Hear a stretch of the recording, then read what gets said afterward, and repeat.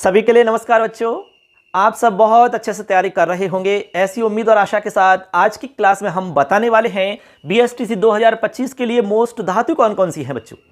हमारे बहुत सारे बच्चों ने कमेंट किया था कि सर हमें मोस्ट धातुओं के बारे में बताएं, क्योंकि सिलेबस के अंदर कोई फिक्स धातुओं का नाम नहीं दिया गया है, लेकिन जो एक स्टैंडर्ड है उसके आधार पर इससे पहले के जो पेपर हुए हैं उनके आधार पर जो सारांश, जो कंक्लूजन हमारे सामने आया, जो हमारे समझ में आया, उसके आधार पर यहाँ पर हम कुछ 7-8 धातु मोस्ट आपको बताएंगे। निश्चित रूप से हमें पूरी उम्मीद है कि उनमें से आपके पेपर में आ जाएंगी।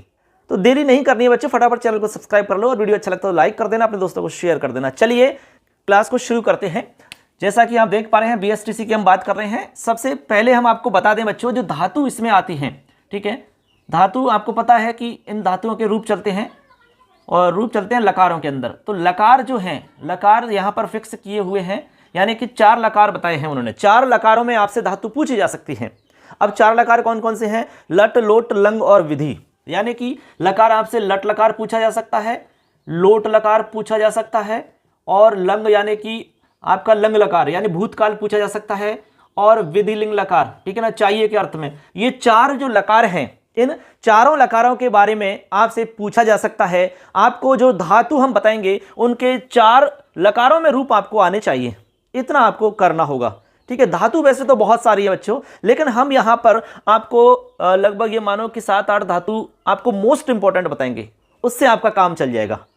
उनको रट लेना, समझ लेना। मैं कुछ तरीका, कुछ ट्रिक्स आपको बता दूंगा, उसके बाद में उम्मीद है कि कहीं पर कोई गलती नहीं होगी, ठीक है ना। चलिए क्लास पूरी देखना, अपने दोस्तों को शेयर जरूर करना। तो सबसे पहले हम देखिए, लकार की बात हमने कर ली, उसके बाद में डायरेक्ट हम धातुओं पर चलते हैं। तो नंबर 1 धातु आप याद करेंगे सबसे पहले पट धातु या फिर भू धातु।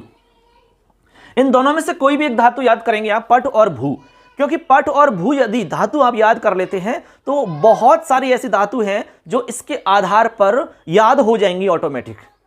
कैसे हो जाएंगी? जैसे पट धातु आपने याद कर ली तो भू हो जाएगी। इसके अलावा खाद है, गच्छ है, वध है, लिख है, पत है, नम है। ये बहुत सारी ऐसी धातु हैं जो ऑटोमेटिक अपने आप याद हो जाएंगी। आपको सिर्फ एक याद करनी पड़ेगी, तो वो सारी अपने आप याद हो जाएंगी आपको। जैसे पठ धातु याद कर लो या भू धातु याद कर लो। पठति, पठता, पठंती, पठसी, पठथ, पठत, पठामी, पठावह, पठामह।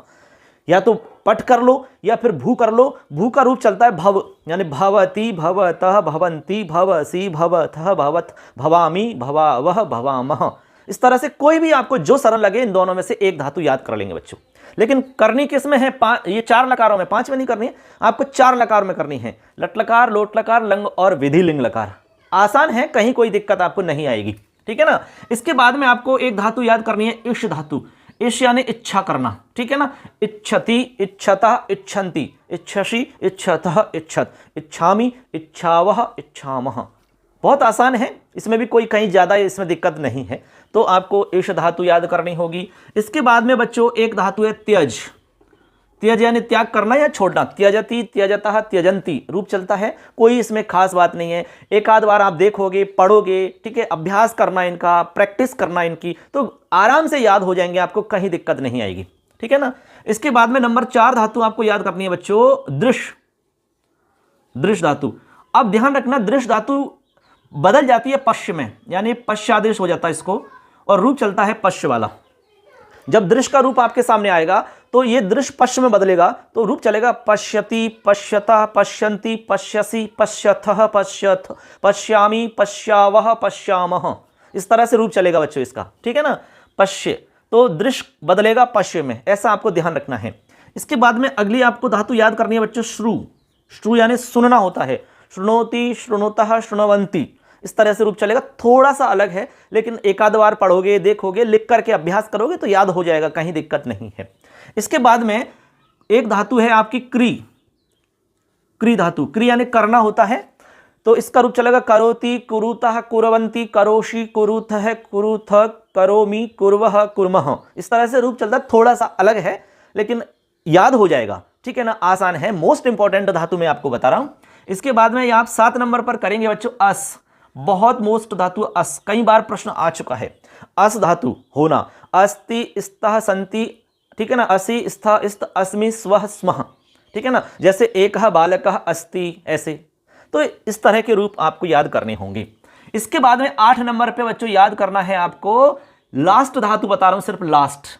अब एक आत्मनेपद की धातु याद कर रही है, लव या सेव, दोनों में से कोई भी एक धातु कर लेंगे जो आपको सही लगे, जो आपसे आसानी से याद हो जाए वो धातु याद कर लेंगे। चाहे लव करो या सेव करो, दोनों का एक ही मतलब सिस्टम रहेगा, एक ही तरीका से दोनों का रूप चलेगा। जैसे लव करते हैं तो लभते, लभेते, लवंते, लवसे, लवेथे, लवध्वे, लवे, लवावहे, लवामहे, सेवते, सेवेते, सेवंते, सेवसे, सेवेथे, सेवध्वे, सेवे, सेवा वहे, सेवा महे, इस तरह से याद कर सकते हैं। इनकी तरह जो और चलेंगी, जैसे कि सेव की तरह मुद है, मोदते, मोदेते, मोदंते, याचे, याचते, याचेते, याचनते, रूप आराम से बना सकते हो आप। केवल इनमें से किसी एक धातु याद करनी पड़ेगी आपको बस। तो यहां पर बच्चों मैंने सिर्फ और सिर्फ 8 मोस्ट धातु बताई है, मोस्ट 8 धातु बताई है। हमें पूरा विश्वास है कि इन 8 धातुओं में से आपके पेपर में इधर उधर कहीं ना कहीं किसी ना किसी रूप में जो प्रश्न होगा वो मिल जाएगा आपको, ठीक है ना। अब इन 8 धातुओं को आप अच्छे से याद कर लेना 4 लकार के अंदर। लट लकार में याद करना सबको, लोट लकार में याद करना, लंग लकार में याद करना और विधिलिंग लकार में याद करना। चारों लकारों में आपको अच्छे से याद करना होगा, फिर कहीं कोई दिक्कत नहीं आएगी। बच्चों इसमें होता क्या है, जितने ज्यादा आप प्रैक्टिस करोगे, जितने ज्यादा पेपर्स सॉल्व करोगे, क्वेश्चन सॉल्व करोगे, उतना ही आपको फायदा होगा। तो इसके लिए आप एक काम कर सकते हैं बच्चों, टेस्ट सीरीज ज्वाइन कर सकते हैं। संस्कृत की टेस्ट सीरीज हम बहुत जल्द शुरू करने वाले हैं, बिल्कुल कम से कम कीमत पर आपको हम उपलब्ध करवा देंगे। जितने भी टॉपिक हैं इसमें प्रत्येक टॉपिक की टेस्ट सीरीज मिलेगी आपको। जैसे कि आप पहला टॉपिक स्वर व्यंजन पढ़ेंगे तो स्वर व्यंजन में जितने भी प्रश्न बन सकते हैं आपके, वो सब के सब आपको ऑनलाइन पेपर में मिलेंगे। यानी ऑनलाइन टेस्ट आप दोगे तो उसमें तुरंत रिजल्ट मिलेगा, कौन कौन से क्वेश्चन आपके गलत हुए वो पता चल जाएगा। उसके बाद में ये भी ऑप्शन रहेगा कि आप कितनी भी बार पेपर दे सकते हो ऑनलाइन पेपर। जैसे एक बार आपने दिया और 5 क्वेश्चन गलत हुए तो आपको पता चल जाएगा कि ये 5 क्वेश्चन गलत हैं और इनका आंसर ये है, फिर आप दोबारा से दे लीजिए, ठीक है। उसके बाद में आपको याद हो जाएंगे क्वेश्चन। फिर भी कोई गलत रहता है तो फिर 3 बार दे लो, 4 बार दे लो, 5 बार दे लो, अनलिमिटेड हमने उसमें ऑप्शन रखा है। तो बहुत जल्द लॉन्च करेंगे, 1 या 2 दिन में, ज़्यादा समय नहीं लेंगे। तो आपको टेस्ट सीरीज मिल जाएगी, जरूर उससे जुड़ना। आप बहुत कम कीमत पर आपको उपलब्ध करवा देंगे, 100 रुपये के अंदर, ज़्यादा नहीं है। तो लगभग 100 रुपये कोई ज़्यादा बड़ी कीमत नहीं होती है। आराम से आपकी अच्छी प्रैक्टिस हो जाएगी और जैसे जैसे आप प्रैक्टिस करोगे आपका आत्मविश्वास बढ़ जाएगा कि हाँ मुझे आता है, क्योंकि जैसे प्रश्न पेपर में आएंगे वैसे के वैसे प्रश्न आपको टेस्ट सीरीज में मिलेंगे।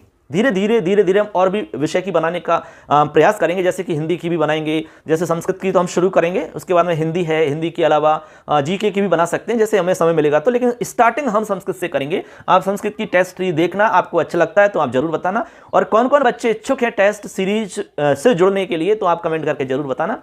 तो आज की क्लास में मैंने आपको मोस्ट धातुओं के बारे में बता दिया बच्चों, इनको याद कर लेना अच्छे से, कहीं कोई दिक्कत नहीं आएगी, ठीक है। और कोई आपका प्रश्न है किसी भी तरह का तो आप जरूर हमसे पूछ सकते हैं, निश्चित रूप से आपके सभी प्रश्नों का समाधान किया जाएगा। अगली क्लास में फिर मिलेंगे बच्चों, तब तक के लिए जय हिंद, जय तु भारतम, जय तु संस्कृतम। धन्यवाद।